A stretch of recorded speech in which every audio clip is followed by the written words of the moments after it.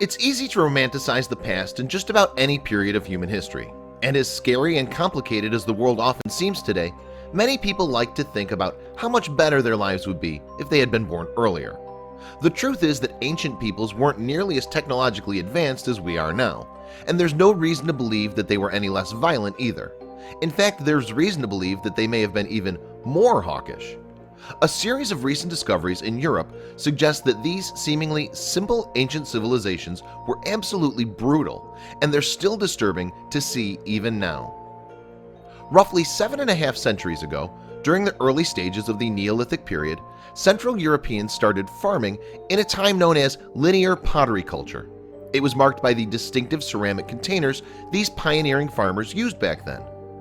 Unfortunately, there are no records, in writing at least, of this unique culture, so detailed information about them remains scarce. Even so, historians continue to use what little evidence they had to make educated guesses about their findings, and they've discovered some brutal truths.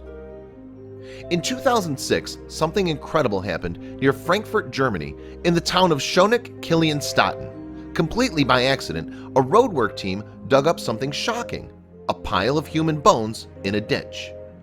Stunned and presumably terrified, the crew stopped working and immediately contacted the authorities. Shortly afterward, the bones were extracted and delivered to bioarchaeologist Christian Meyer at the University of Maine. Meyer discovered that the bones were roughly 7,000 years old and from the Neolithic era. Obviously, they had decayed quite a bit over the last several thousand years, but one thing was obvious: they had been thrown into the ditch and buried intentionally.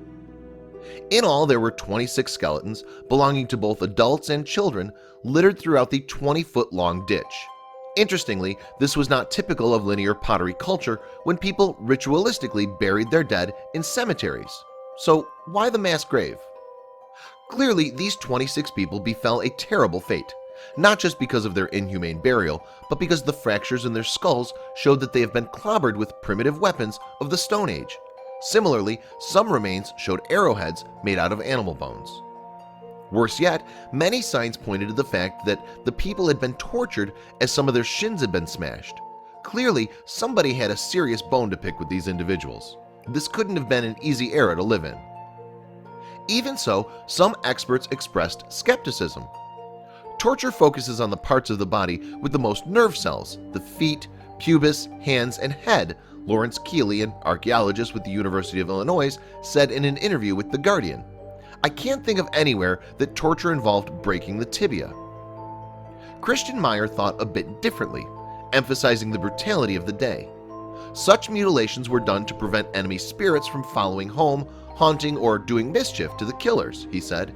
These motives seem most likely to me, or perhaps it was done to further revenge by crippling the enemy spirits in the afterlife. It should be noted that none of these skeletons belonged to young women. Archaeologists suggested that instead of being murdered like the men in the village, the women, as potential childbearers, may have been abducted. Keeley had an additional suggestion. The only reasonable interpretation of these cases, as here, is that a whole, typically sized, linear pottery culture hamlet or small village was wiped out by killing the majority of its inhabitants and kidnapping the young women, he explained. There's even more evidence supporting the theory that there was a concerted effort to destroy the entire community, as the village in question was located near a dividing line between two potentially warring tribes. Earlier in history, the people of the linear pottery culture had migrated west from the Middle East, as farmers had been settling and cultivating their communities after clearing the land. This made certain locations more appealing and competitive. As horrifying as this mass grave may have sounded, it was not entirely unique for the era and region. For example, in 1983, the Neolithic Talheim death pit was found in Germany, which included as many as 32 skeletons, some of which even belonged to children. As for those skeletons, some of them had old wounds that had later healed. Clearly, violence was not foreign to these people. They exhibited other injuries that were definite causes of death, with many marks on several skulls that appear to have been the result of fatal blows.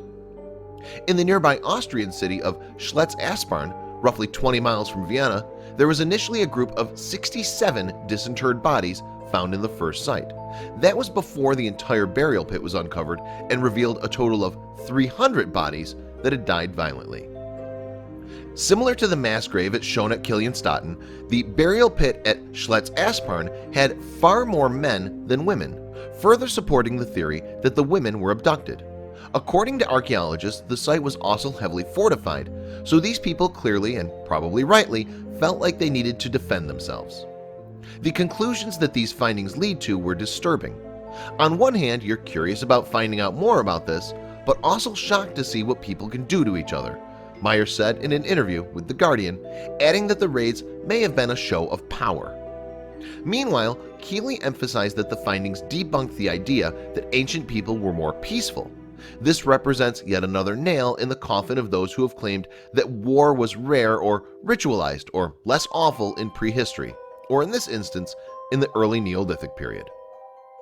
Their graves may have been disturbing, but they shed some much-needed light on how the world used to be. Perhaps we're luckier to live in modern times than we thought.